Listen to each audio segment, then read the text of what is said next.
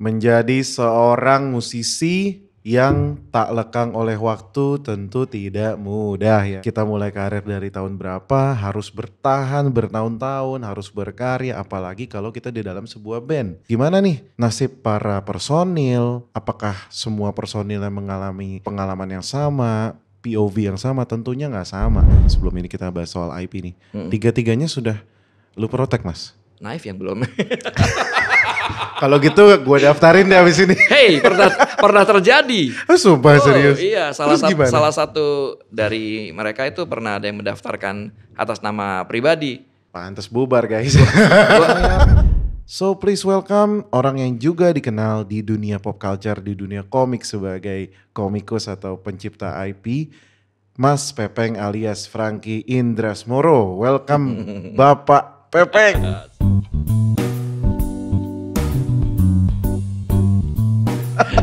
Selamat. Kok selamat sih? Selamat nih, gimana nih? Thank you. Ini Bapak Pepeng nih bisa dibilang apa ya? Kayaknya dari personil Naif yang paling aktif di industri secara kenalan sama generasi yang di bawah, kolaborasi bahkan generasi yang di bawah, maksudnya di bawah ini umur ya, dan akhirnya tetap ada di, bahkan sekarang lu di publishing ya, di publishing. Kayaknya lu doang ya Pak ya? Kayaknya gue doang sih. Dari berempat Naif ya? Jangan nanya kenapa, gue gak tahu. Jangan tanya kenapa. Gimana kabarnya Bapak Pepeng? Iya, kabar baik. Alhamdulillah. Cukup ini ya, cukup tenang gitu hidup sebagai manusia biasa. Iya. Keluar rumah pagi ngantor ya gak? Keluar rumah pagi ngantor. Sehari-hari siang makan siang di kantor, pulang ke rumah sama istri, nonton TV, nonton film gitu. Nah, ngomong-ngomong rutinitas gitu, bukannya memang dulu sebelum Naif memang kerja juga kan ya? Ya betul sih, cuman kan tidak daily. Oh. Iya, maksudnya rutinitasnya keluar rumah ke kantor gitu kan, dulu kan nggak gitu, kantornya kan bisa di mana aja. Oh, waktu dulu? Waktu yang zaman masih ngeband gitu, ya memang si bandnya punya kantor kan, headquarter gitu kan. Tapi kan itu lebih ke kalau ada kegiatan rekaman, workshop. Oh bukan. Maksudnya zaman jadi di media ya. Kalau dulu kalau nggak salah sempat kerja di mana tuh yang fotonya sempat lu share tuh yang di kantor. Oh itu freelance ilustrator. Oh freelance. Freelance ilustrator. Yang masih muda banget ya pokoknya yang lagi begini nih fotonya yang kayak. Itu di mana? Itu di Anjrit production house namanya 601 di Rawamangun dulu. Itu salah satu langganan gue lah, klien gue yang langganan. Jadi dulu bukan ngantor. Bukan. Oh ngantor tuh ini malah baru nih. Ngantor ini baru fase ini setelah post pasca Naif. Oh, oke. Gitu. Kirain tuh kayak ngantor, Naif, ngantor. Lebih tepatnya bekerja, Naif, ngantor. Oh, berarti yang bekerja fase awal itu tuh freelance ilustrator. Betul. Ilustrator. Jadi singkat cerita nih 2013 gue datang ke Popcorn Asia. Waktu itu acara pop culture masih dikit lah ya. Terus gue waktu itu kenalan sama beberapa pelaku lah. Ada Ivan Chen, ada Amir Aditya gitu ya. Terus kayak itu tuh ada drummernya Naif tuh. Bikin namanya Setan Jalanan ya? Iya, Setan Jalanan. Iya, terus jadi pembahasan gitu kan. Terus kayak gue mau lihat, mau samperin kayak aduh waktu itu gue dengan anak baru lulus kuliah gitu kan. Kayaknya nih sosoknya terlalu besar nih gue bilang nih untuk gue ajak ngobrol nih. Kayak gue nanti deh gitu. Cuma waktu itu gue inget banget lu ada kalau gak salah ada booth ya atau ada apa ya dulu ya? 2013 tuh produknya belum ada. Jadi kalau gak salah itu waktu itu baru talk show deh kalau gak salah. Talk show untuk mempromokan akan ada barangnya nih keluar nih gitu. Oh. Masih pre-event jatuhnya ya waktu itu. Dan gimana kabar itu Setan Jalanan? Setan Jalanan, wah itu ups and downs juga sih. Jadi itu kan buku fisik ya. Waktu itu gue produksinya fisik trilogi dari 2014 terbit sampai 2016. Wow, oke. Dan itu udah cukup cukup pada masa itu udah cukup apa ya, bisa dibilang hampir established lah. Wah, viral. Kalau zaman IP sekarang itu. viral ya. Betul, apalagi sosoknya itu si karakter setan jalanan ini kalau di pop culture itu Kayak udah ada Daredevil. cosplaynya dan Sumpah udah ada baik cosplay ya. itu yang official maupun yang fanmade. Oh, oke Udah ada oke. sempat ada fanmade-nya. Jadi Bootleg-bootlegnya udah banyak belum? bootleg apanya nih? Action Merchandise. figure gitu. Kagak, belum sampai situ. Oh, belum sampai Makanya gue situ. bilang hampir established kan. Hampir Nah, established. terus 2016 itu penerbit gua ini gulung tikar gitu. Aduh. Jadi barang-barang yang ada di toko retur semua. Nah, mulai dari situlah agak-agak distribusi agak berantakan tuh. Jual online belum siap segala macam sampai akhirnya ya go indie aja gitu. Setiap ada event jual, terus sempat bikin ada spin off juga cerita. Ya disitulah mulai makin berdarah-darah tuh bisnis IP gue tuh di Setan Jalanan. Nah 2019 sebelum pandemi, alhamdulillah ada penawaran masuk dari produser film untuk dibuatkan versi layar lebarnya waktu itu. 2020 pandemi berhenti. Nah habis itu komiknya pun gue berhentiin semua produksinya gitu. Sampai sekarang belum produksi lagi nih. Nah 2020 pandemi alih media nih ceritanya dari layar lebar ke OTT, ke TV-TV Iya. berbayar itu. Iya. Terus habis itu udah ke OTT A, B, yang A ini untuk membuat film action, kan action genrenya ya. Untuk membuat film action budgetnya tidak cukup. Oke. Nah, lalu yang B itu yang brand internasional udah oke nih, budgetnya nggak berseri lah pokoknya. Terus tapi ada klausul kontrak penawaran yang agak-agak ngehe nih. Jadi gini, isinya Ini ada, menarik nih. Urusan seniman tuh nggak pernah lepas dari kontrak lah. Apalagi kalau Betul. udah ada kata ngehenya nih. Gimana? ada kalimat gini pakai bahasa Inggris ya. Oke. Intinya adalah apabila suatu saat kami membuat IP dengan ada kemiripan dari IP Anda, cuman hanya berbeda region gitu, itu Anda tidak bisa mengklaim gitu. Wow. Untung gue baca itu nyelip di antara pasal-pasal yang lain ada kalimat itu gitu. Wah ini gila nih. Itu karena baca, bukan karena ada lawyer atau ada legal ya, yang ada nyuruh. lawyernya juga. Oh ada. Gitu. Okay. Soalnya kesadaran akan tiba-tiba baca sama kesadaran karena disadarin tuh beda ya. Beda. Cuman kebetulan gue kalau untuk hal-hal begituan agak detail sih. Oke. Gitu. Dan yang mempermasalahkan pasal itu juga gue, cuman itu tidak tolerable. Jadi intinya karena si platform ini merasa sudah besar sekali, intinya take it or leave it lah gitu. Kalau nggak suka silakan, gue masih ada IP lain gitu kan, dia pikir-pikir. Oke. Ya sudahlah, ganti ke IP yang berikutnya. Ada juga internasional punya juga, baru datang di Indonesia nih, belum. Oke siap, pasti duitnya lagi banyak nih gitu kan. Udah jadi tahun 2022 dealing terus tuh, negosiasi terus sampai 2023. Menjelang 2024 akhir 2023 kemarin dapat santer berita nih katanya mau tutup nih. Aduh, mau tutup. Bener 2024 awal Januari beneran tutup itu di yang kantor di Indonesia ini. Jadi udah mau 90%, tinggal gitu. Jadi sekarang from zero, square one. Si Setan Jalanan. Wah gila sih. Mudah-mudahan ini ujung-ujungnya happy ending nih. Mudah-mudahan ini menjadi cerita berat di halaman-halaman awal. Mudah-mudahan. Kan biasanya kan kalau buku sukses tuh halaman awalnya cerita berat nih. Yoi. Nah cerita suksesnya di tengah atau 3/4 jalan nih. Yang penting lu sehat-sehat mas sebelum itu pecah nih. Soalnya apa ya, IP itu kan kata yang overuse ya belakangan gitu. Seolah-olah kayak itu adalah sesuatu yang harus kayak Marvel atau Disney gitu. Padahal sebenarnya lagu kita juga IP. Betul. Eh, nama kita kalau Nama kita kita daftarin IP. juga IP gitu kan. Betul. Muka kita yang udah kita post di sosmed kalau kita bikin statement atau kita ada semacam apa sih disclaim atau term bahwa kita terlindung atau apa IP juga. Betul. Jadi cuma gue memang suka mas. Gue suka sama dunia kreasi fiktif ya mungkin ya bahasanya ya.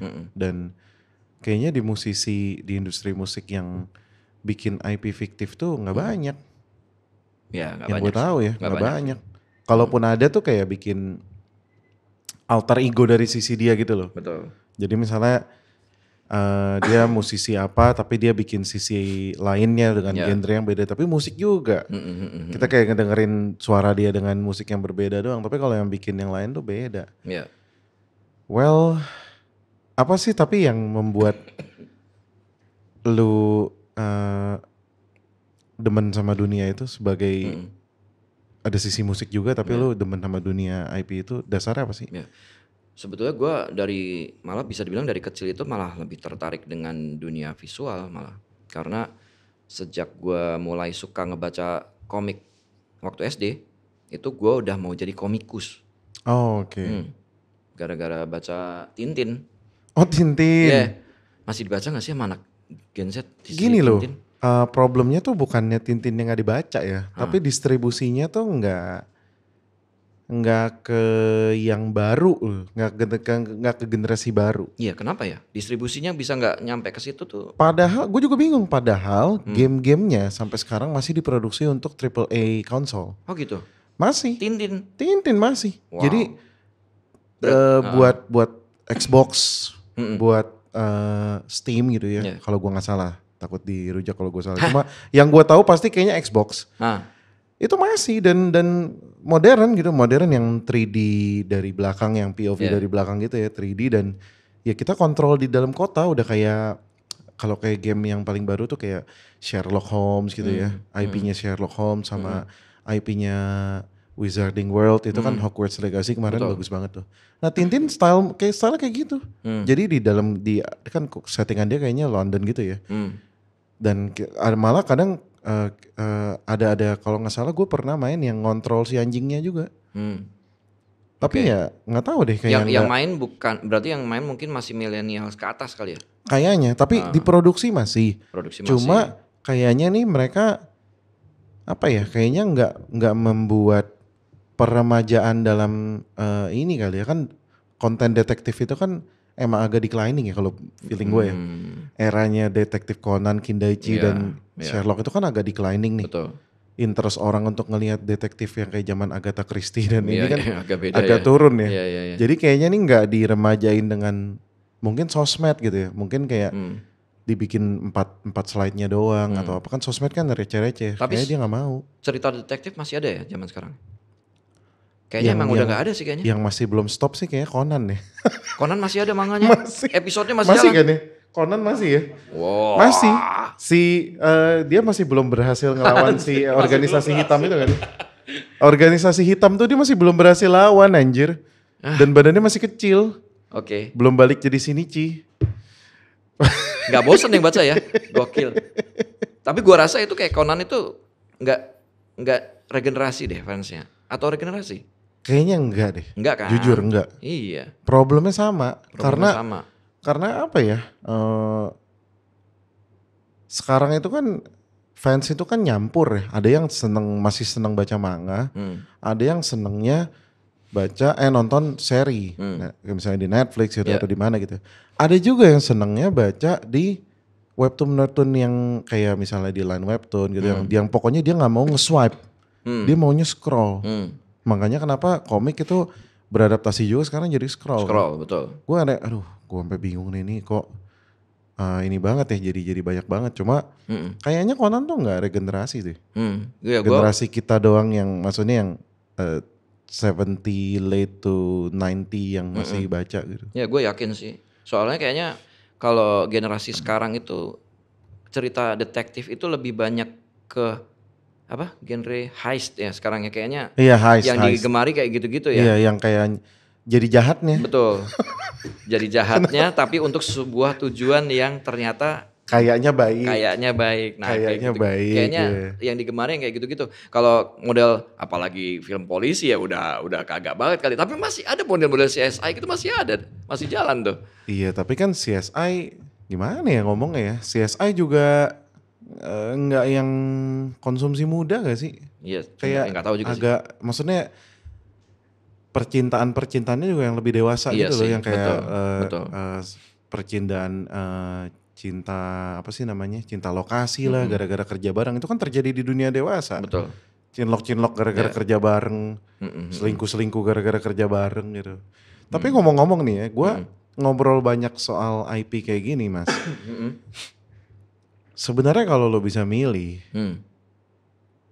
pengen hidup sampai selesai itu tuh bermusik atau di dunia kreatif IP ini? Wah, pertanyaan sulit. Oh no, pertanyaannya gampang, ngejawabnya yang sulit.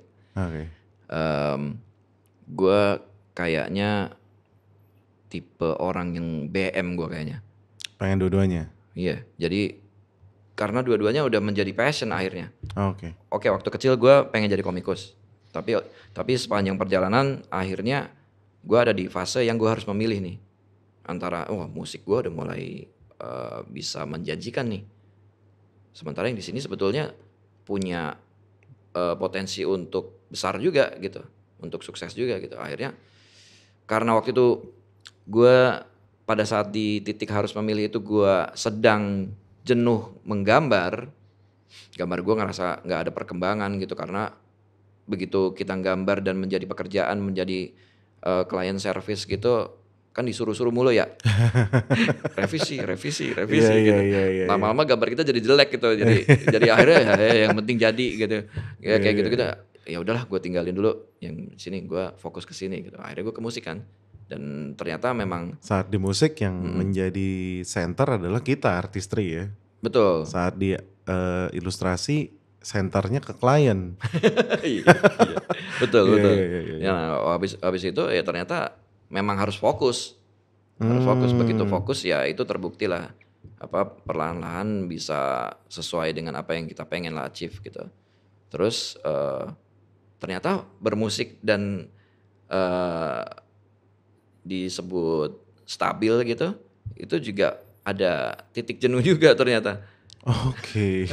Disitulah 2003 itu gue mulai jenuh dengan kegiatan bermusik yang begitu gitu. Makanya timbul untuk ide udah ngomik lagi dah gitu, bikin si Setan Jalanan gitu. Itu dari 2003 loh, baru terbit 2014. Prosesnya panjang juga tuh Setan Jalanan. Untuk menjadi produk jadi gitu, buku yang membanggakan gitu, terbit trilogi sampai tamat gitu. Panjang juga. Lu bikin Naif tahun 95 ya Mas ya? Mm-mm. Dan jenuh di 2003. Mm-mm. Bubar di 2021. 21 ya. Mm-mm. Berarti lu udah ngelewatin banyak fase ya di musik ya? Banyak sih. Kalau ngomongin Panggung-panggung dalam, panggung-panggung luar kota, wah, mulai sampai nama kotanya ajaib dah. sampai landing sampai ke tempatnya berapa jam gitu ya? Betul, mesti ngelewatin hutan dulu, terus naik pesawat baling-baling kayak gitu-gitu ya, udahlah. Dan untuk sekarang akhirnya sempat juga ngerilis Frank and Friends gitu ya. Kemarin. Dan recently gue ngelihat ada update lagi mau rilis project bareng ngerjain sama Rene sama Stella. Itu lagu unreleased tuh. Unreleased Naif yang akhirnya mau dijadikan lagunya as Pepeng. Ya, dengan nama Itu gimana tuh? nama panggung Frank Indras Moro ya. Oke. Ya, udah rilis tanggal 23 Februari kemarin. Waktu itu memang konsepnya rilis single-single sih. Oh udah rilis, oke. Betul, Udah rilis di udah tanggal rilis 23. 23 Februari kemarin. Gimana ya? Ini ceritanya mulai dari mana ya? Ceritanya mulai dari sejak si udah nggak di Naif deh ya. Mulai dari nggak di Naif itu sebetulnya Frank and Friends itu kan gue kerjain sejak masih di Naif juga. 2019 waktu itu awal debutnya si FNF. Terus sampai 2021 pas pandemi itu gue yang sempat main ke kantor kalian nih. Iya. Nah Yang itu sama Rona sama Aurel, Aurel ya. itu kan single kelimanya FNF tuh. Itu udah dikit lagi mau EP sebetulnya. Cuman waktu itu kehabisan amunisi. Woi, ini pandemi men, kita harus siap-siap untuk kedepannya apa yang tidak tahu di depan gitu kan. Jadi udah semua keran-keran produksi ditutup deh, komik, musik apa segala macam. Gua ngamanin keluarga dulu gitu. Iya karena sekarang kalau nggak salah kita sempat ngobrol anak kuliah di Jepun. wah itu dia tuh. Gimana tuh? Itu tantangan lain lagi tuh. Anak sudah kuliah di Jepun ya. Biaya ada beasiswanya kah? Beasiswa tapi tidak full. Beasiswa tapi tidak full. Tapi tetap ya untuk biaya bulanannya segala masih harus disokong. Masih harus didukung. Dan biaya hidup di Jepang ya tinggi ya. Iya betul Itu ya. bukan kota besar loh. Bukan di Tokyo. Bukan. Di mana Nama tuh? kotanya Beppu. Oh Beppu. Berarti di Ritsumekan. Iya, APU. betul. Oh iya. Ya, di Kok situ. tahu ya gue ya? Yalah, Ketahuan dulu pengen. Oh gitu ya. Dulu pengen tapi gak mampu. Otaknya mungkin juga gak mampu ya. Gak mungkin lah. Gak soalnya serius. Lu mau kuliah di Jepang ya mas ya. Kalau udah masuk ke beasiswa lah. Gak usah ngomongin beasiswa full lah. Itu tuh udah eksepsional. Masa gitu ya? Udah karena mereka tuh memang terbuka sama gaijin ya. Memang terbuka sama orang internasional. Tapi mereka screening language-nya kan gak gampang. Mereka kalau nggak nerima yang udah bisa ngomong atau kelihatannya masih berpotensi banget nih muda banget lah, aka muda gitu ya. Nah dulu tuh gue mau S2, which is udah gak muda kan, S2 kan berarti 22 tuh. Daftar mana-mana anjir, quick kirim email apa segala. Tapi pengalaman ngomong Jepang gimana? Nol. Oh iya oke. Mungkin waktu pas itu tuh kayak CV gue di kananin gitu. Oh gitu ya. Gak bisa, jadi kalaupun ada yang menerima bayar full. Dan bayar fullnya waktu itu gue hitung minimal 250 zaman gue ya. 2013 tuh 250 sampai 300 sampai 2 tahun kuliah S2. Nggak termasuk sama belajar bahasa. Makanya salah satunya itu si APU itu gue sempet kayak seru juga nih di Beppu nih. Kandas. Tapi gimana tuh akhirnya lancar? Anak gue itu ternyata udah kursus bahasa Jepang waktu 2020 pandemi tanpa pengetahuan gue. Nah itu juga pasti jadi naik. Kayaknya ngaruh tuh. Karena ada ujian JLPT itu loh yang buat dapet. Kalau udah N5 ngaruh pasti diterimanya lebih bagus. Gue emang ternyata dia udah niat mau ke situ. Ngambil bidang apa mas? Aduh media sih jatuhnya. Jadi apa ya?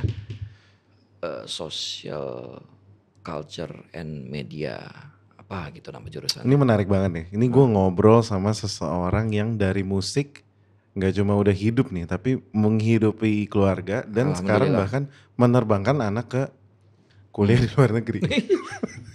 Nggak sembarang nih, nggak sembarangan ya. Udah nggak sembarangan, udah nggak di ini Mas Pepeng nih udah bukan di level yang kita project yuk bikin aja gitu. Kayaknya mau bikin sesuatu nih lu mesti harus mikirin dulu betul, ya. Iya betul, harus mikir. Jadi agak overthinking sih. Cuman harus begitu. Pengalaman waktu muda bikin. Iya. Nggak ada perhitungan tuh. Ini risikonya tinggi. Nah makanya kan kalau di musik kan kadang-kadang gitu ya. Apa ya? Gue kadang suka ngelihat. Ini pendapat gue ya mas. Menurut lo gimana ya? Maksudnya gue ngerasa kita nih maju kena mundur kena. Katakanlah terlalu transaksional. Orang ngejudge lo jadi susah kalau ketemu sama lo mesti ada bikin apa dulu gitu. Tapi kalau kita ketemu tanpa bikin apa dulu, chance untuk nggak jadi apa-apa atau jadi ngalor ngidul tuh tinggi juga gitu. Betul. Nah tapi kan kita juga kayak lingkaran setan gitu. Jadi sebenarnya gue mesti gimana ya? Kalau gue terlalu mikir, gue juga nggak jadi bikin apa-apa nih. Karena kebanyakan masterpiece di dunia terjadi karena nggak mikir. Tapi kalau kita nggak mikirin sama sekali, oke lah masterpiece katakanlah Taylor Swift gitu ya. Atau siapa gitu, John Mayer misalnya sukses. Tapi kan mereka juga ngelewatin banyak yang nggak jadi. Betul.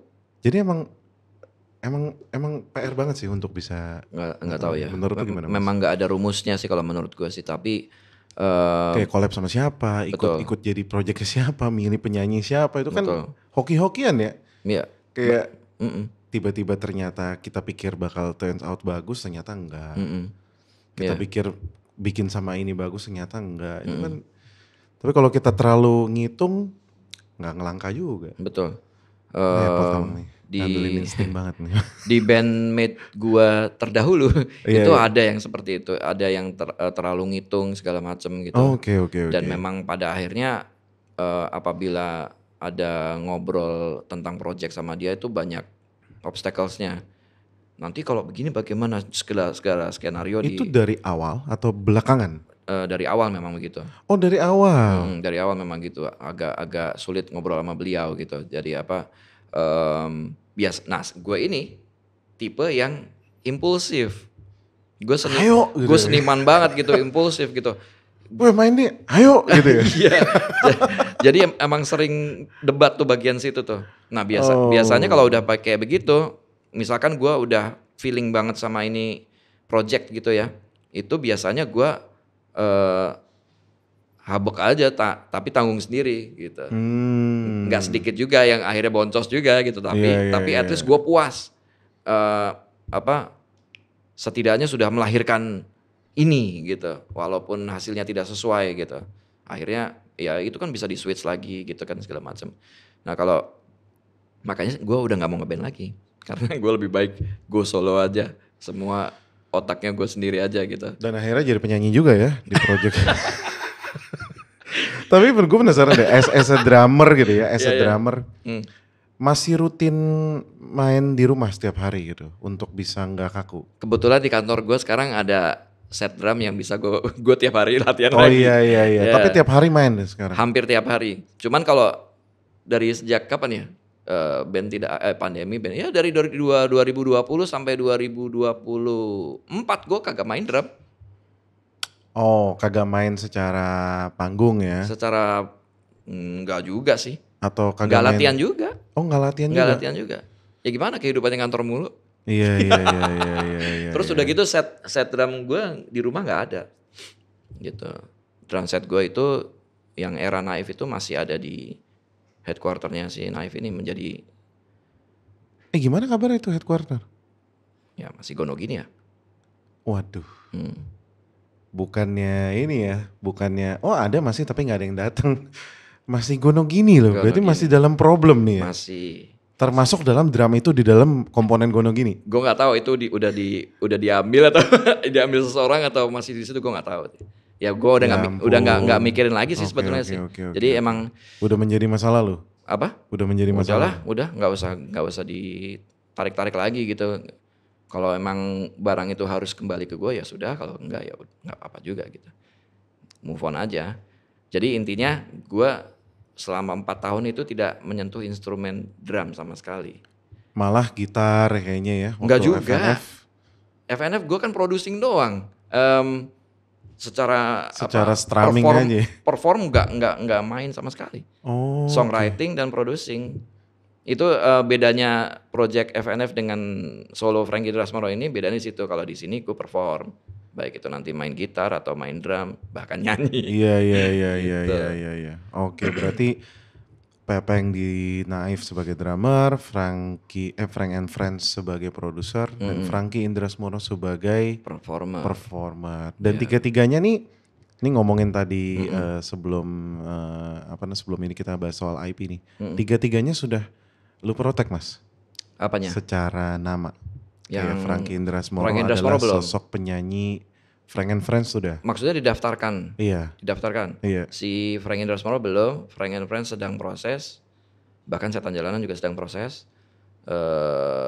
Naif yang belum. Kalau gitu gue daftarin deh abis ini. Hey, pernah terjadi. Sumpah serius. Iya, Terus gimana? salah satu dari mereka itu pernah ada yang mendaftarkan atas nama pribadi. Ah serius? Iya, karena menganggap kan bandnya sudah tidak ada. Gue tidak mengklaim band ini bubar, jadi udah gue ambil. Tapi nanti kalian ini intinya diproteksi dulu katanya begitu. Cuman kan tidak begitu cara kerjanya ya. Gue Pantes bubar guys. gue keluar dari band bukan berarti gue tidak memiliki IP-nya gitu. Jadi Waduh. akhirnya kami sanggah gitu. Gue dengan beberapa orang menyanggah, memberi surat Ini sanggahan. kalau boleh tahu orangnya orang yang sama? Maksudnya? Yang tadi diceritain yang agak repot dan suka Enggak. gitu. Atau orang yang beda? Orang yang beda. Oh berarti memang kusut guys. Memang kusut. Jadi kalau misalkan ada pertanyaan, Bang, reuni Bang, not in a million years. Oh ya serius? Gue yakin. Ya gue nggak mau mendahului Tuhan ya, tapi selama masih begini susah sih. Susah. Sayang banget ya. Ini susah. Ngomong-ngomong soal, gue mungkin nggak mau terlalu spesifik bahas orang ya. Tapi pemicunya apa sih? Apa emang dari awal sebenarnya enggak? Apa emang dari awal sebenarnya nggak cocok gitu? Sayangnya itu nggak bisa gue ceritain bagian situ. Enggak, bukan, maksudnya pemicunya bukan orang ya, tapi pemicu masalahnya tuh. Bahkan gue gak berani ngeluarin satu patah kata pun. Gak mau gue. Gak mau. Ntar gue salah lagi. Iya, oke. Tapi maksudnya kalau dari topik deh, pemicu topik deh, bukan pemicu cerita deh. Ya sama aja, enggak. Saling berkaitan, nggak mungkin. Saling berkaitan. Nggak mungkin gue jawab. Sampai segitunya tidak bisa diceritakan. Iya, nggak berani gue. Gue gini loh, gue wondering satu hal gitu ya. Apakah memang semua band itu sebenarnya ada kejadian seperti ini, tapi cuma kayak gue pernah dengar gitu. Ini cerita yang nggak tahu benar apa enggak, tapi gue ngefans banget sama Like and Seal, Laruku. Oke. Terus mereka pernah ada gosip lah katanya. Mereka tuh sebenarnya udah kacau banget, udah gak cocoknya kacau banget. Gue pernah denger itu. Dan kalau lagi tour luar negeri gitu ya, pas flightnya beda semua. Mereka nggak mau satu flight dan kayak nggak mau ngomong gitu, kayak ya kalau pas di backstage, oh iya kayak ini apa main, tapi kayak udah nggak akrab gitu. Tapi mungkin karena mereka Jepang gitu ya dan nggak mau bubar gitu. Menurut lo emang ngeband itu itu tadi makanya gue mau nanya juga gitu. Ini dari awal memang nggak cocok atau di tengah-tengah baru ada masalahnya? Nggak tahu gue. Bukan nggak tahu sih, maksudnya tidak mau berbicara banyak tentang ini sih. Nah, tapi menurut lo kalau soal tapi band kalau misalkan soal pertanyaan lo soal band, apakah ini lumrah atau tidak, masalah yang umum atau tidak ya? Umum. Banyak grup musik yang mengalaminya, baik itu lokal maupun di luar. Cuma bedanya adalah sejauh mana mereka mau mentolerir perbedaan visi dan lain-lain itu, dan sejauh mana mereka mau mempertahankan supaya tetap utuh gitu. Karena kalau udah ngomongin biasanya yang mengalami hal-hal seperti itu biasanya band yang udah established ya, yang sudah duit udah banyak. Betul. Anjir, keluar juga tuh bahasa. Iya. Jadi kan mereka tidak mau kehilangan itu kan. So harus ada yang dikorbankan, yaitu perasaan. Ya udah toxic segala macam, tapi tetap harus kayak rumah tangga, men. Tapi gue bingung deh, setiap orang yang akhirnya bubar atau keluar dengan alasan perbedaan visi, visi itu kan nggak sembarangan ya. Visi itu kan nggak sesuatu yang kita kayak tidur visinya, visi kita hari ini A, besok visinya B. Itu kan visi kan terbentuk karena mungkin visinya sama atau visinya sama-sama selera gitu. Tapi kan visi bisa berubah. Nah, menurut lo emang umum ya bahwa kita tuh visi pasti berubah seiring berjalannya hidup gitu? Memang umum. Bahkan ya tadi gue bilang kayak berumah tangga, bahkan rumah tangga pun mau sampai ya. Wih, sini nih senior juga nih soal rumah tangga nih kayaknya nih. Lo udah ngerasa cocok banget sama pasangan lo bertahun-tahun hidup lama. Terus tiba-tiba lo pernah dengar ada orang udah nikah berapa puluh tahun tiba-tiba pisah. Itu kan pasti ada perbedaan di dalamnya. Iya. Mau sesimpel gue udah nggak suka lagi nih ngelihat dia tidur misalnya, sesimpel itu gitu. Aduh, ya heartbreaking banget nih kalau bahas topik ini nih. Iya. Tapi emang kayaknya every separation itu, mau itu di band, mau itu dimanapun, yang paling heartbreaking itu adalah kita kan sebagai orang kan memori ya, punya memori ya. Waduh, lo mau gue kaitin sama ini gak? Sama spiritual dan religi gak? Boleh. Gimana? Memori itu kan racun. Memori itu memang human banget. Iya. Manusia itu sangat terikat dengan memori. Garis miring keduniawian. Oh, Gitu. oke. Sebetulnya hidup kita itu lurus aja. Yang bikin kita nengok itu karena attachment dengan Oh, hidup kita lurus doang. Gue nangkap. Iya. Berarti attachment terhadap dunia itu termasuk dengan memori masa lalu. Pasti dong. Oh, iya. Pasti dong. Soalnya yang gue tangkap itu kan di agama manapun suka diajarin kan lebih baik tidak terlalu nempel dengan atau tergantung dengan duniawi. Yang gue selalu anggapin tuh kayak handphone, duit, Ya harta gitu kan ya. Iya. Oh ternyata memori masa lalu juga ya. Iya kalau di And agama. that makes sense. Gue baru enggak loh sekarang. Kalau di agama gue kan dibilang anak dan istri itu kalau buat laki-laki ya itu ada ujian. Karena? Iya. Iya karena mereka bagian dari titipan Tuhan. Oke. Iya. Titipan itu kan bisa jadi sesuatu saat akan diambil kembali kan. Bentuknya apapun, bisa meninggal, bisa apa, bisa salah satunya. Oh, Gitu. oke. Jadi kalau ngomongin jodoh, konsep jodoh, ini jadi kayak talk show apaan ya? IP, musik. Iya, gak apa-apa karena kan udah senior. Jadi Umur gak bohong. Kalau ngomongin nih cetek-cetek doang gimana mas? Campaign TikTok lu kan gimana ya? Itu kayak anjir TikTok gue masih belajar sampai sekarang gue. gimana mas? Cara lu naikin sound apa ya? Itu kan apa ya? Itu terlalu kulit lah. Ini gue mesti banyak belajar. Ini gue sambil ngomong sampai belajar nih. Oh iya benar juga nih salah satu yang gue ngeh nih memori itu racun ya. Iya. Ya mungkin gue terlalu kasar yang ngomongnya apa bahasanya. Tapi ya itu bagian dari keterikatan terhadap duniawi. Benar. Sebetulnya ya simpel aja lo udah gak cocok. Pisah. Lanjut. Linear ya. Berarti Iya. kita maju. Iya. Karena memang sudah tidak cocok. Buyar. Iya. Dan buat orang yang tidak tahu di dalamnya, kayak contoh di kasus Naif, orang berharap ngeliat kalian balik. Ya gue juga punya harapan itu sama lah. Oh Iya. lu juga punya harapan Iya dong. itu? Iya, gue kan manusia ya. Maksudnya gue inget masa-masa jaya dulu kayak Itu gitu. yang tadi gue maksud mas. Iya. Kayak apa ya, yang heartbreaking dalam setiap separation itu adalah karena kita punya memori. Iya, punya harapan bukan berarti ngarep ya. Itu dua hal yang berbeda loh. Oh, Iya, oke. maksudnya ya, filosofis nih. Iya. Punya harapan bukan berarti ngarep. Iya dong. Berarti lu sebenarnya nggak terlalu mau juga ya? Emang udah gak mau. Oh bukan nggak terlalu, nggak mau ya? Emang udah gak mau. Emang udah gak mau. Cuman ya kalau misalkan semua orang berharap Naif ya gue juga sebetulnya punya harapan itu. Cuman ya kayaknya gak mungkin ya udahlah gitu. Kalau gue sikapnya begitu sekarang. Karya yang paling lu banggain selama di Naif apa mas? Secara pribadi. Maksudnya yang berhubungan dengan keegoan seniman gue atau overall nih. Oh Boleh, dua-duanya deh, ya. Oke, kalau yang secara umum gue bangga banget sama lagu Karena Kamu Cuma Satu. Oke. Ya, itu udah dang gitu. Maksudnya dari pertama kali itu lagu itu kan yang bikin Emil. Itu direkam tahun 2004 saat usia masih berapa tuh? 2004. 28 gue waktu itu. Cir, masih muda. Okay. Fuck man, masih muda 28. Hey, kalian umur berapa? Ini umur berapa nih lo? 27? 26. Ya seumuran mereka nih. Iya, seumuran itulah. Karena Kamu Cuma Satu. Nah itu dibikin, kalau gak salah ya tahun segituan tuh. 2004 atau 2005 lah. Itu Emil yang bikin dan direkam di tahun itu. Tapi baru rilis 2011 di album Planet Cinta.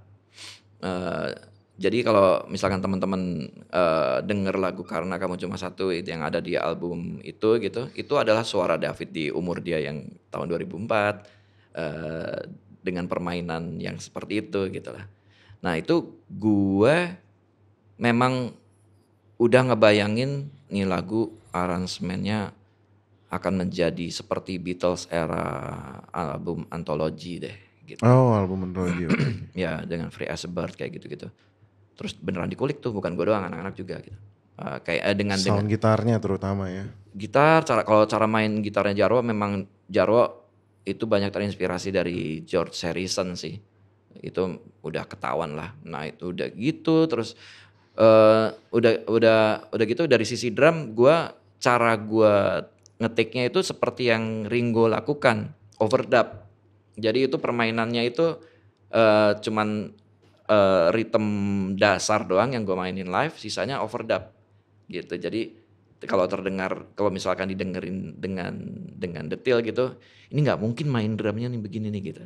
Iyalah nggak mungkin Nggak karena mungkin overdub. satu set ya, nggak Iya. mungkin satu take maksudnya. Nggak mungkin satu take ya karena overdub memang gitu.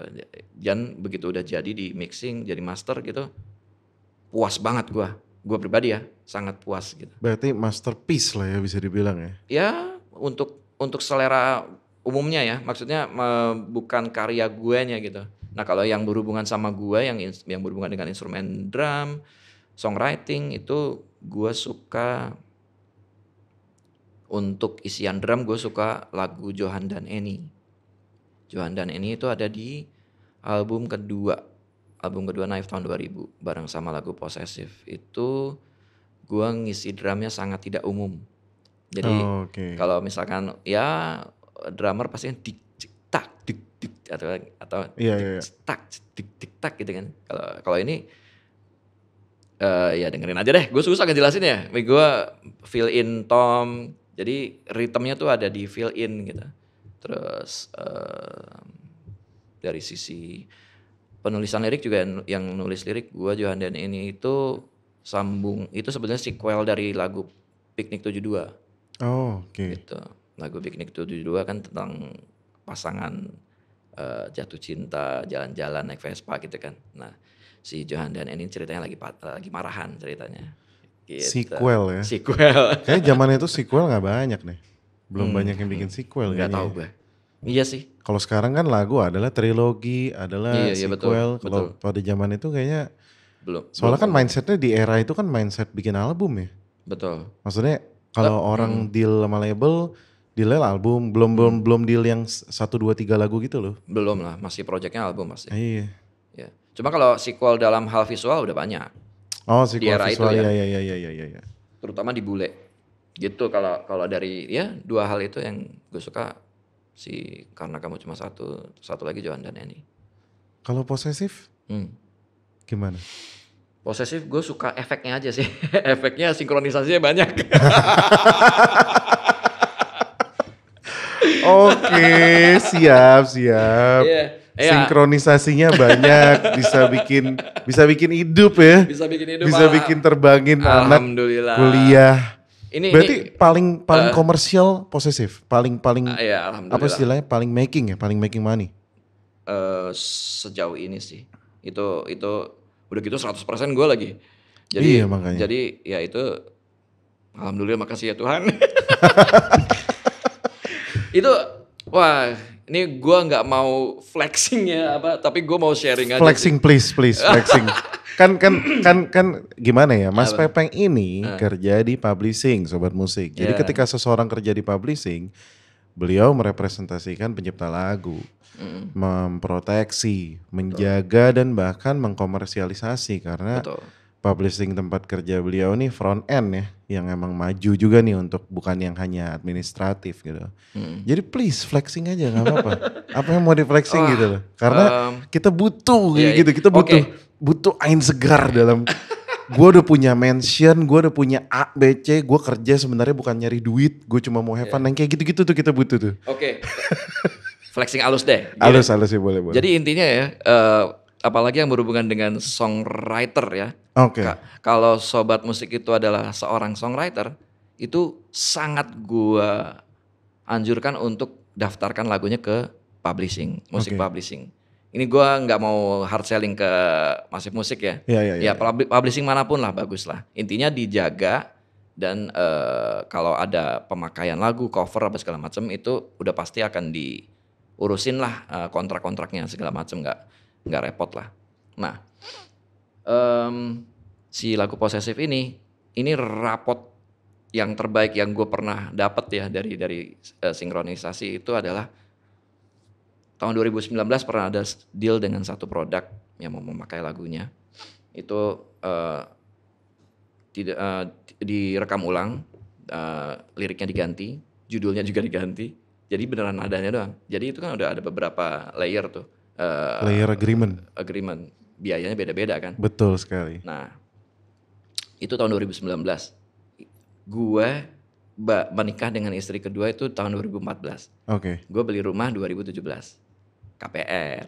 Iya. Ya. Alhamdulillah yang rumah dengan istri pertama udah lunas kan. Iya. Nah, berarti kan di 2017 itu gue ada utang lagi nih kan. Iya. Dengan bank kan. Gue dapet deal itu 2019 langsung lunas men. Das. Langsung lunas. Terus 2020 pandemi, alhamdulillah udah lunas KPR gue. Karena deal satu lagu. Iya. Ini kalau gue tanya rumahnya di mana bisa nih gue kira-kira. Tapi gila loh, bisa lunasin gini deh tanpa kita go through the detail about the numbers ya. Tapi lu bisa ngelunasin rumah hanya karena deal satu lagu. Satu lagu men. Kita nggak akan pernah tahu. Intinya kan gue kalau sejak kerja di publishing ya. Iya waktu itu lu belum kerja di publishing ya? Belum. Masih jadi klien? Member, iya klien. Iya. Setiap kan gue di publishing kan gue sebagai membership ya. Jadi gue member acquisition juga. Itu banyak sekali terutama dari skena ya. Yang lagu gue mah streamingnya berapa sih bang gitu. Meremehkan lagu sendiri. Betul, gue selalu bilang, lu jangan ngecilin lagu lu men, lu gak akan pernah tahu. Tiba-tiba ada brand, tiba-tiba lu ngerilis lagu tentang mandi. Tiba-tiba brand sabun lagi nyari lagu mandi. Iya. Dan turns out dari 5 yang dikasih lagu lu yang kepilih. Bisa jadi kan, gak pernah tahu. Tiba-tiba ratusan juta men masuk. Iya. Waduh. Kayak single yang gue rilis kemarin Ceriakan Dunia ya kan tadi kan belum lanjut iya, tuh, belum itu lanjut unreleased kan. Iya. Jadi sebetulnya itu kan gue tulis lagu itu tahun 2005.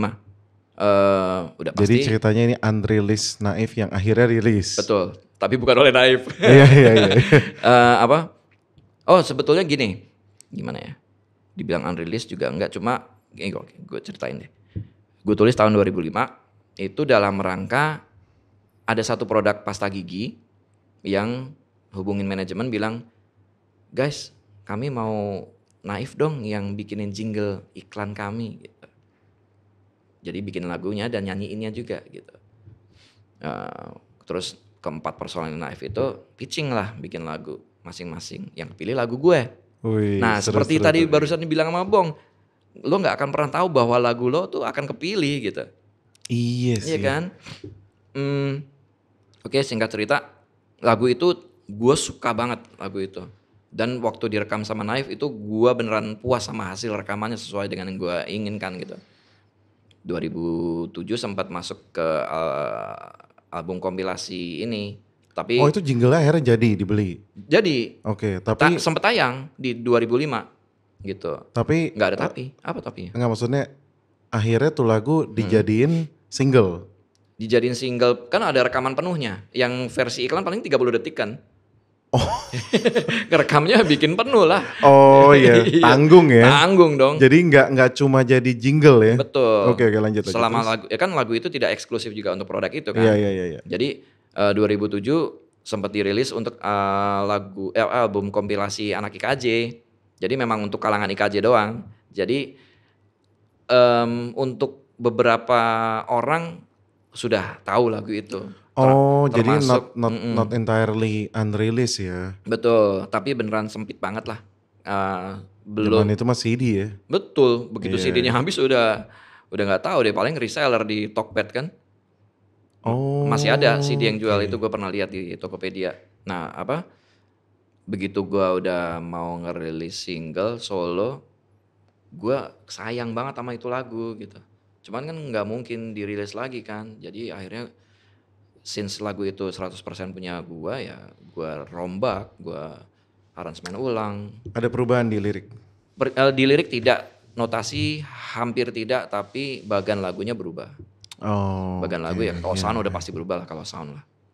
Gitu. Kayaknya seru banget ya kalau dengerin tentang publishing ya. Kayak apa ya, gue ngelihat ini kayak hal yang sebenarnya sama-sama kayak label gitu ya, bisa ngubah nasib orang once lo hit. Tapi kayak nggak seheboh label gitu kalau gue ngerasain. Betul, dan sayangnya masih sangat dianggap nggak penting sama si seniman itu sendiri. Iya, iya. Mm-mm. Kayak yang terpenting lagu gue naik gitu ya. Betul. Padahal kalau naik, kalau viral, duit paling gede dari publishing lah. Serius? Iya dong. Bentar-bentar, kok bisa dari publishing paling gede? Maksudnya bukan paling gede, bahasa gue salah nih. Tidak kalah besarnya dengan dari master. Oh, oke. Karena 50-50 gak? iya dong, Sama 50-50. ya? Sama. Nilai streamsnya kan Oh, sama. Jadi yang misalnya dari stream kita Mm-mm. dapat 1 juta rupiah di Betul, master. Di betul. publishing juga 1 juta. Iya dong. Kan streamsnya sama. Jadi lo Oh, dapat double sebetulnya kalau lo ngedaftarin publishing sama lo selama ini cuma dapat dari agregator atau label doang royaltinya. Tapi publishingnya tidak. nah gitu guys. Kalau mau dapat double gitu sebagai pencipta, Triple malah. triple Jadi apalagi? LMK, Oh WAMI, iya iya iya KCI. iya iya iya. Karena udah dapat dari master, dapat dari pencipta dari sinkronisasi sama Betul.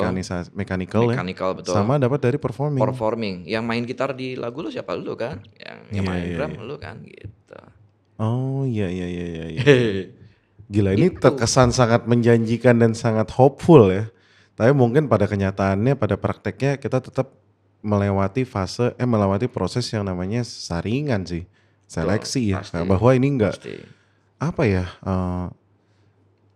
kalau bahasa meme tuh not for the faint hearted gitu loh. Menurut gue ini bukan untuk yang kayak berasa bahwa satu kali nyoba tuh cukup gitu. Iya gak sih mas? Betul, betul. Kayak lu jangan berharap 1-2 kali bikin lagu terus kalau nggak berhasil lu ngerasa musik tuh nggak buat lu gitu. Menurut gua emang berat sih.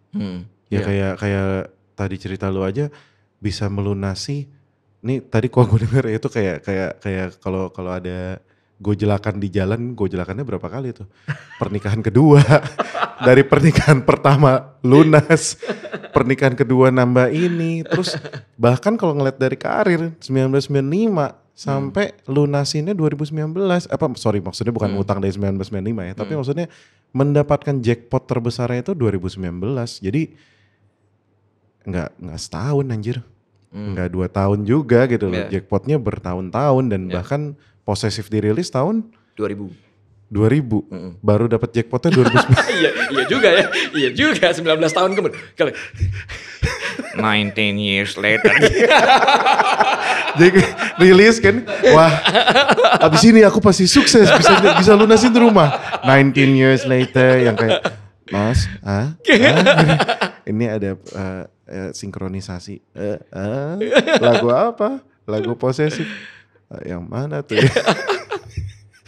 Iya loh, gila loh, 19 years. Jadi hopeful boleh, tapi tetap harus apa ya?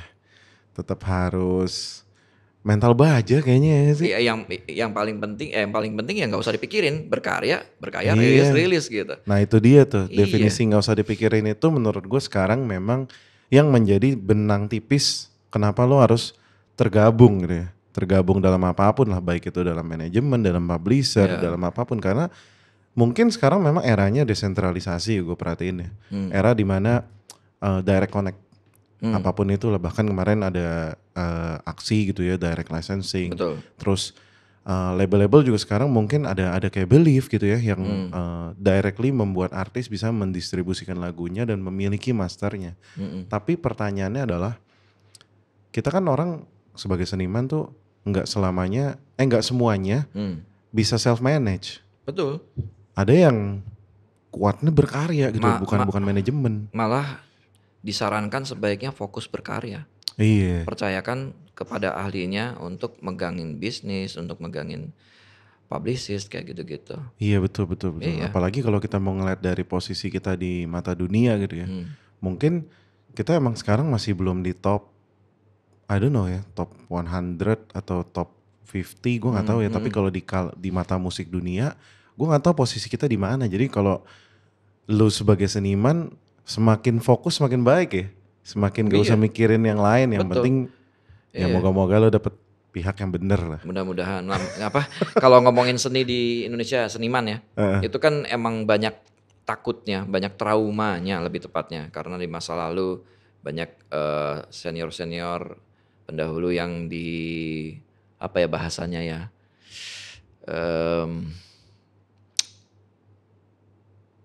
takut salah ngomong gue. Gue udah tahu nih. Ini kayaknya takut salah ngomong lagi nih. Memang nih paling sekarang nih yang paling ngehe adalah ketika ngomong dan akhirnya dipotong di bagian itu, terus lu disalahin. Ampun. Wah, gue kalau di sini kalau terjadi di talk ini sih gue paling cuma, waduh mas, sorry banget mas, apa yang bisa gue bantu nih? Apa yang bisa gue bantu nih? Karena kalau udah kesebar, mau gue take down nih video juga nggak ngaruh mas. Yoi, benar juga. Tapi ya gue kayaknya nangkep deh, maksudnya banyak senior yang dulu tuh sakit hati sama agreement lama gitu ya, kayak kerja sama lama dengan label, kerja sama. Tapi kalau gue perhatiin sekarang memang udah gak kayak gitu sih. Iya benar. Sekarang sama sekali udah gak kayak gitu. Sangat sehat. Gua udah banyak manajemen dan label yang takut juga kok. Takut diviralin sama lu. Iya betul. Sekarang apalagi udah zaman doxing. Iya parah. Udah zaman cancel. Cancel. Iya udah zaman cancel dia gitu. Maksudnya tenang aja kalau gue ngeliatnya sih sekarang apa ya, dua-duanya punya power gitu loh. Mungkin label sama manajemen punya power capital ya. Betul. Tapi lu punya power people power. Yes, people power. Dan kalau kembali lagi ke senior-senior ya, itu kenapa mereka merasa dizolimi dan bahasa lo tadi? Dijahatin. Apa yang kagak lo pakai itu tadi. Yang mana ya ngomong apa? Lupa gue. Pokoknya intinya dirugikan. Oh dirugikan ya. Nah itu kalau ditilik kembali, ya salah dia juga. Kenapa tidak detail memperhatikan kontrak. Betul, kontrak. Jadi ya karena namanya manusia ya paling gampang nyalahin ya. Mereka cuma bilang, iya nih gue dulu digini nih. Ntar dulu men, lu lihat kontrak. Wah, yang salah bukan mereka, lu yang salah. Lu tanda tangan. Iya. Tapi emang gue sempat dengar juga gitu ya. Gue juga gak berani nyebut lah nama dan labelnya. Tapi gue pernah dengar ada yang curhat. Waktu pas dulu desain dia gak boleh bawa pulang draftnya men. Oh itu gue gak tahu deh. Jadi draftnya itu gak boleh dibawa pulang, tebel dan lu cuma boleh baca di situ. Oke lu mau 3 jam baca gak apa-apa. Tapi lu boleh baca di situ. You sign di sini. Atau ya udah nanti kalau lu belum berani sign ya udah nanti pas datang lagi lu baru boleh baca. Nah kan nggak semua musisi kan punya luxury bawa lawyer. Zaman dulu ya. Iya, maksudnya ya zaman sekarang pun misalnya ada katakanlah ada musisi yang dari Manado gitu, Maluku gitu ya. Luar Jawa lah ya. Iya luar Jawa. Terus tiba-tiba diundang ke Jakarta. Betul. Ketemu di SCBD misalnya kan tempat yang pressure gitu kan. Intimidasi dulu kan. Tiba-tiba iya nih silakan dibaca aja. Wah gimana nih bahasanya juga gak biasa apa. Tapi di depan mata udah dijanjiin nanti kita bikinin MV begini. Ya udah sign lah. Tiba-tiba ternyata tidak sesuai gitu. Jadi memang bener sih memang sebenarnya salah yang sign ya tetap ya? Ya kembali kalau ngomongin soal spiritual dan agama, sebetulnya yang salah selalu kita. Ya, apapun keputusan dan yang terjadi kan kita yang by consent ya menyadari ya. Iya. Kecuali tanda tangannya dipalsuin. Ya, atau kecuali terjadi di luar agreement gitu. Betul. Gitu. Tapi ya kalau sekarang tenang aja sih sobat musik. Kalau gue ngeliatnya sih sekarang sih apa ya, sosial media itu oke lah mungkin bisa lawan-lawanan ya. Misalnya lu dizolimin nih sama manajemen atau label, terus lu mau lawan nih, terus dia somasi nih karena lu ngerasa pencemaran nama baik nih. Tapi tetap aja suara lu tuh tetap ada dibanding dulu. Kalau dulu misalnya lu mau marah, zamannya kalau generasi gue zamannya majalah ya. Mau ngirim apa? Ngirim rubrik lu ke majalah Hai. Mau ngirim rubrik ke ngirim testimoni nggak bakal dimasukin juga kan. Kan majalah-majalah dulu ya apalagi yang ada kental sama musik ya. Kan lumayan bersahabat dengan industri. Betul. Dalam artian nggak mau sembarangan ngejelekin nama institusi atau label gitu kan. Kalau sekarang lu nggak usah ngandelin siapapun. Lu bikin thread di X. Ya. Tapi yang pasti ya di X.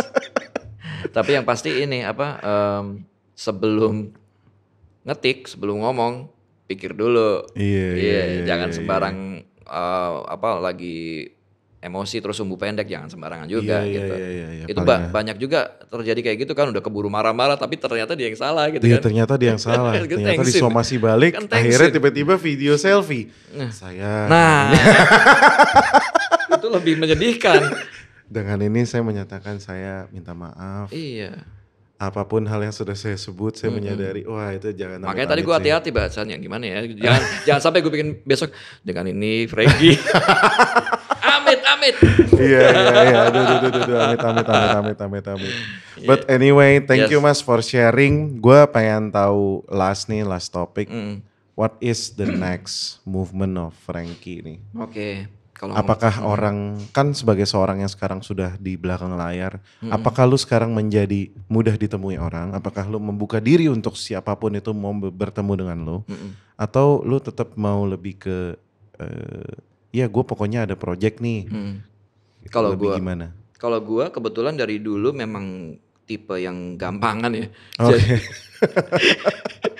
Nomor telepon saya sudah tersebar di mana-mana dari zaman dulu. Baik itu konteksnya kerjaan atau nongkrong gitu. Jadi iya sih, iya juga ya. Kok gue gampangan banget. Itu dia makanya gue penasaran gitu karena lu sekarang di publishing, apalagi tadi akuisisi talent gitu. Berarti kan banyak ketemu orang kan. Apakah memang sekarang ini lu membuka diri? Apakah memang what's tadi the next? yang gue mau sampaikan adalah gue memang tidak pernah susah untuk diraih sih. Oke. Lo bisa temuin gue di warung kopi manapun di jalanan gitu, segampang gitu istilahnya ya. Dan sapa gue di jalan juga, ya insya Allah kalau memang waktunya tepat pasti gue sapa balik gitu. Jadi baik itu sebagai apa ya, artis atau orang publishing gitu, itu gue memang nggak ada bedanya gitu. Yang membedakan cuma nama doang. Kalau nama panggung Frankie Indrasmoro sekarang ya. Kalau misalkan sehari-hari ya Mas Pepeng aja atau Om Pepeng segala macam, panggil Pepeng aja. Nah di project Frankie Indrasmoro ini yang pasti gue akan menuju ke album. Dari single 1, single 2 mungkin baru dari single 5 langsung full album kali mungkin ya. Timelinenya kurang lebih ya akhir tahun ini atau awal tahun depan itu si album itu. Nah, gue ini sudah pasti menjalankan apa yang gue pernah jalankan dulu, yang gue sudah tahu lah, yaitu go indie. Bukan berarti tidak bersahabat dengan industri, tapi memang jalan ini yang sudah gue tahu. So, lagi pula kalau gue mau main, gue ngerasain banget gitu waktu gue kerja di label gitu, Battlefield di streaming itu wow, itu permainan yang sangat sengit dan mahal gitu. Jadi kalau gue ngejalanin sendiri, gue nggak punya capability yang kayak gitu, dan itu udah arena bermainnya industri besar lah, dan anak-anak muda gitu naik stream tinggi apa segala macam, itu gue kayaknya akan tetap di jalur panggung kayaknya. Jadi gue sekarang sedang ngumpulin tim Avengers gue untuk jadi teman di panggung, teman bermain di panggung, terus nanti ya bikin tour kayak gitu-gitu. Gue akan pakai pola lama karena Indonesia itu sangat musikal. Dan publiknya itu suka musik, baik itu dengerin lewat streams maupun nonton acara musik, dan acara musik itu banyak sekali. Jadi untuk sobat musik ya, untuk sobat musik yang bermusik, yang main musik, bikin rilisan segala macam, nggak usah keburu terintimidasi dengan aduh streams gue kecil nih segala macam. Kagak, lagu bagus itu akan menjadi lagu bagus. Kalau lo ngerasa pede dengan lagu lo, ya nyanyikanlah, sering-sering tampil. Artis itu, musisi ya, pendewasaannya itu ada di panggung, bukan di live session di YouTube gitu. So harus manggung, dan itu yang akan gue lakukan. Sebuah closure dari Mas Pepeng. Harus manggung. Dan kayaknya gue nggak berani debat juga sih, nggak berani ngomen juga, karena lu udah merasakan banyak era ya. Udah kerja di label, udah kerja di publishing, dan apalagi tadi gitu ya, fakta pahit lah bahwa battle arena untuk streaming itu sama kayak tadi obrolan kita soal ini ya, licensing sinkronisasi ya. Emang not for everyone sih. Maksudnya jarang loh kita ada obrolan kayak gini ya di podcast atau di mana gitu ya, bahwa obrolan yang lebih ngejatoin ya mungkin ya vibe-nya ya. Tapi menurut gua semua mesti ngeh bahwa emang battle-nya ini bukan buat semuanya gitu loh. Meskipun lo harus yakin sama karya lo hopeful dengan karya lo, tapi lo harus tahu bahwa di atas ini nih permainan dalam bukan hitam ya, tapi emang lu lawan musuh yang gede-gede banget, Betul. yang udah ngerti engine, Iya, betul. udah ngerti pasar, udah Iya. ngerti, udah bisa ngebaca, bahkan udah bisa Iya. ngebaca tren gitu ya. Iya. Sementara kita yang cuma modal yakin bahwa karya kita bagus, chances untuk menangnya tuh kecil banget. Iya. Kayak gue dengan pengalaman yang lo bilang tadi udah banyak ini, memang gue nggak ngerasa kadang-kadang suka terintimidasi sama kadang-kadang. Cuman yang gue bisa lakukan ya fight. Kayak misalkan ya mungkin sobat musik atau teman-teman atau kawan Naif apa segala macam dulu rilisannya David dengan rilisan gue mungkin akan ada yang ngebanding-bandingin gitu. Wah, rilisannya Om Pepeng ternyata nggak ini streamsnya Om David, pasti ada yang kayak gitu. Tapi gue ngapain gue mikirin hal-hal seperti itu kan? Gue harus fokus aja dengan apa yang gue lakukan gitu. Gitu. Fokus berkarya, fokus, nggak usah dengerin omongan kanan kiri lah gitu. Mantap lah. Itu dia guys, sebagai topik penutup. Terima kasih Mas Pepeng. Thank you Bong. Sampai jumpa di panggung Frankie Indrasmoro dimanapun. Insya Allah kalau ada. Dimanapun harus ada. Yes. Dimanapun kalian berada, tunggu aja. Tadi udah dibilang insya Allah kalau ada di kota-kota kalian. Itu mungkin kalimat yang lengkapnya. Kalau ada di kota-kota kalian. Karena kalau di Jakarta pasti ada. Mantap bro. Mantap bro. Thank you. Sampai jumpa di video berikutnya. Bye-bye. Bye.